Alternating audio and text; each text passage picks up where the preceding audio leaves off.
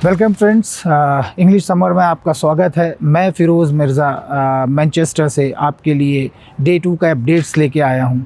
Day 2 की अगर बात की जाए इस 4 टेस्ट में तो इंडिया के लिए सिर्फ एक ही ब्राइट स्पॉट है, वो ऋषभ पंत का फील्ड में आना, बैटिंग करना और हाफ सेंचुरी लगाना। वो इसलिए इम्पॉर्टेंट है क्योंकि जो इंजरी हुई थी डे 1 पे, उसके बाद उनका एक फुट जो था वो ब्रोकन फुट के साथ वो आए हैं बैटिंग करने, जिसकी उम्मीद बहुत कम की जा रही थी। जिस तरह की इंजरी थी, जिस तरह से वो कल फील्ड से बाहर गए थे और बाद में जो स्कैन्स के लिए गए थे, तो उससे बहुत कम उम्मीद थी कि वो बैटिंग करने आएंगे।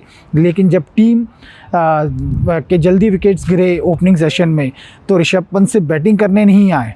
उन्होंने ज़बरदस्त बैटिंग करी, उन्होंने हाफ सेंचुरी लगाई और अपनी टीम को एक अच्छा टोटल दिया।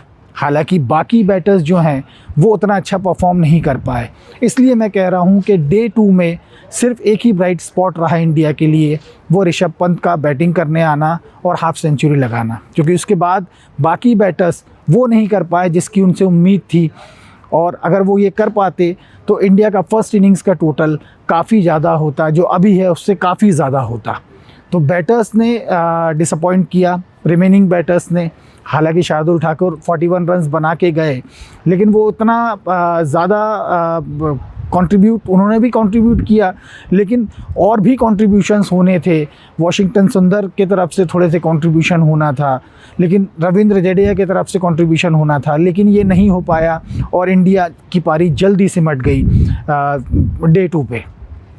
लेकिन फिर भी एक चांस था इंडिया को मैच में वापसी करने का, और जो पकड़ उन्होंने बनाई थी डे 1 पे उसको पुख्ता रखने का, अगर वो बॉलिंग अच्छी करते।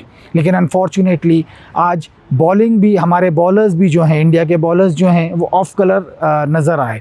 जसप्रीत बुमराह जो पेस स्पीयरहेड हैं इंडिया के काफ़ी सालों से, और जो हमेशा से जाने जाते हैं एक match changing, innings changing spell डालने के लिए, आज इनफेक्टिव रहे।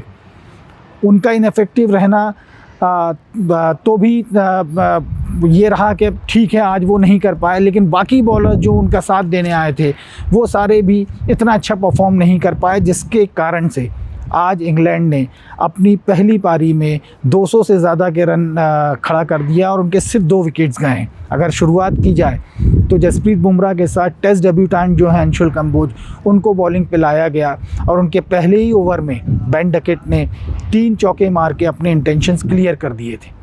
और जैसे जैसे मैच प्रोग्रेस हुआ, इंडिया रन लीक करता गया। शुरुआत में बहुत तेज़ी से रन बने, 5 रन्स पर ओवर से इंग्लैंड रन बना रहा था और वो रन रुक नहीं रहे थे। ये पार्टनरशिप इतनी लंबी हो गई क्या इंडिया के बॉलर्स थके हुए नज़र आए। 166 रन्स की पार्टनरशिप करी बेन डकेट और जैक क्रॉली ने। क्रॉली जो बहुत दिनों से अपना फॉर्म तलाश रहे थे, आज वो भी फॉर्म में वापस आ गए और उन्होंने हाफ सेंचुरी जड़ दी। बेन डकेट अनफॉर्चुनेट रहे, 6 रनों से अपने शतक को चूक गए, लेकिन जब वो आउट हुए तब तक उनकी टीम गेम में बहुत आगे जा चुकी थी। बाकी बॉलर्स, मोहम्मद सिराज की बात करें, वो भी इतने ज़्यादा इफ़ेक्टिव नहीं दिखे, और शार्दुल ठाकुर, उन्होंने भी रन लीक्स किए। हमारे बॉलर्स जो थे उन्होंने ऑलमोस्ट 5 रन्स पर ओवर रन दिए हैं आज जो बॉल की है उन्होंने। अगर इस मैच में इंडिया को वापसी करना है तो उनके लिए सबसे इम्पॉर्टेंट चीज़ होगी कि कल जब डे 3 पे वो बॉलिंग करने आए तो एक टाइट लाइन और लेंथ पे बॉलिंग करें और जितने जल्दी हो सकें इंग्लैंड की पारी को समेटें, क्योंकि बहुत ज़्यादा टोटल अगर इंग्लैंड कर लेता है तो फिर वो चेजिंग गेम खेलना पड़ेगा इंडिया के लिए, इंडिया को, और वो कभी बेनिफिशियल नहीं हो सकता, क्योंकि बहुत ज़्यादा डेफिशिट होगा तो पहले उसे कम करना पड़ेगा और कम करने के बाद फिर टारगेट सेट करना बहुत डिफ़िकल्ट होगा। तो अगर इंडिया को वापसी करना है, कल का मॉर्निंग सेशन बहुत इंपॉर्टेंट रहेगा, क्योंकि मॉर्निंग सेशन में जितने जल्दी इंग्लैंड को फोल्ड आउट करेंगे उतना वो उनकी ग्रेप इस मैच में बनी रहेगी।